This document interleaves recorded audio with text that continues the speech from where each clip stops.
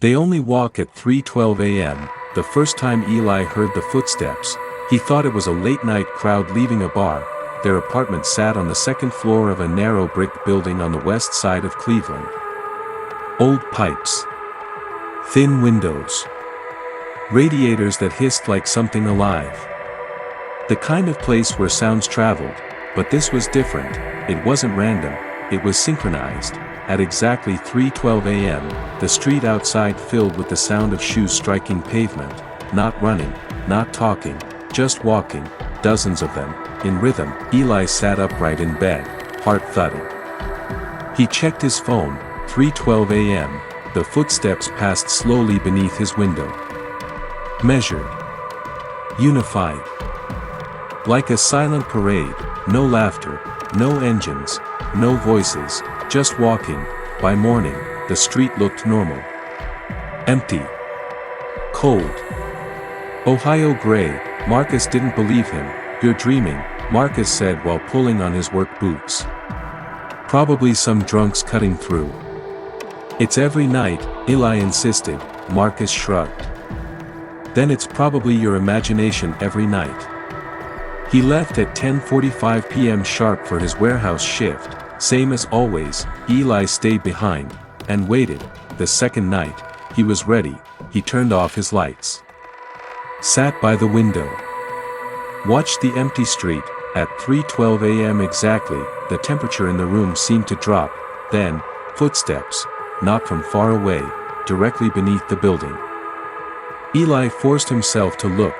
They were there, a line of people moving down the street, men, women, children, all dressed in muted grays and faded clothing like they'd stepped out of another decade. They walked shoulder to shoulder, filling the street, but there were no cars parked along the curb anymore. The streetlights dimmed as they passed, and none of them spoke. Eli pressed closer to the glass. Their faces were pale, not decayed, just empty, eyes forward, like they were following a path only they could see. Then something strange happened. One of them slowed, not much. Just enough. Its head tilted slightly, not toward the building, toward him. Eli stumbled back from the window. The footsteps continued. 3:16 a.m., silence. The cars reappeared along the curb.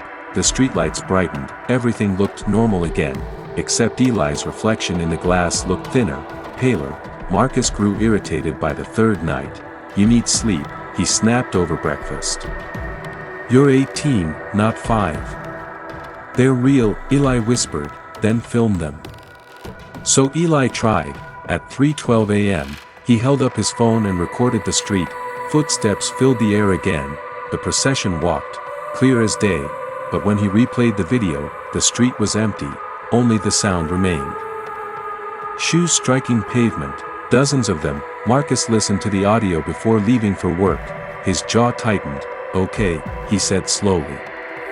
"That's weird." That was the first crack in his disbelief. On the fifth night, the procession changed. They didn't look straight ahead anymore. Several faces turned upward, toward the building, toward Eli's window. Their eyes were darker than the rest of their faces. Not black. Just hollow. And then Eli saw him. Third row from the front. Same height, same posture, same scar above the right eyebrow from when he fell off his bike at 9 years old. The boy walking in the line was him, only older, and thinner. Its expression was not angry. Not sad, just patient. Eli staggered away from the window, gasping. His chest tightened with a memory he hadn't thought about in years. The accident, when he was 9, the icy road outside Cleveland, the truck that slid through the red light, the ambulance lights reflecting off snow. The doctors told him he flatlined for almost a minute. Marcus had never left his hospital bedside. "You're lucky," they said. Lucky. But Eli suddenly understood something cold and heavy. Maybe he wasn't lucky. Maybe something had gone wrong. That night, Marcus came home early. Warehouse machinery failure. He walked in around 2:40 a.m. Eli looked pale. Shaking. "They're noticing me," Eli said.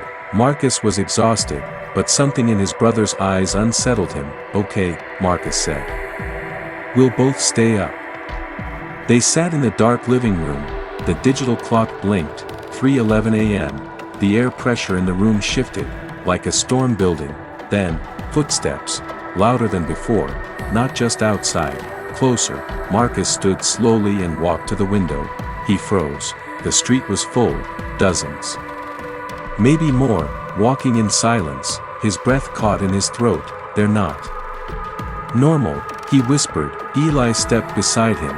The version of Eli in the third row stopped walking, turned fully, looked straight at them, and smiled. The line stopped moving, all at once, every head lifted, every face stared at the apartment. The footsteps stopped, complete silence. Marcus grabbed Eli's arm. We're leaving.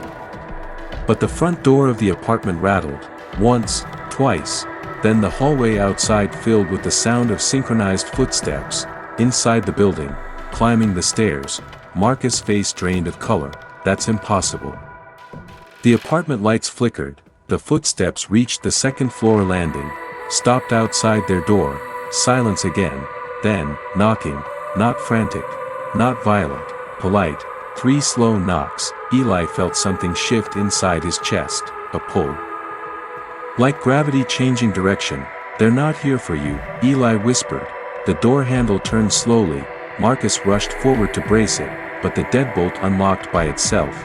The door creaked open, and they entered, not rushing, not attacking, just walking in formation through the doorway, passing Marcus like cold wind, each one brushing past Eli.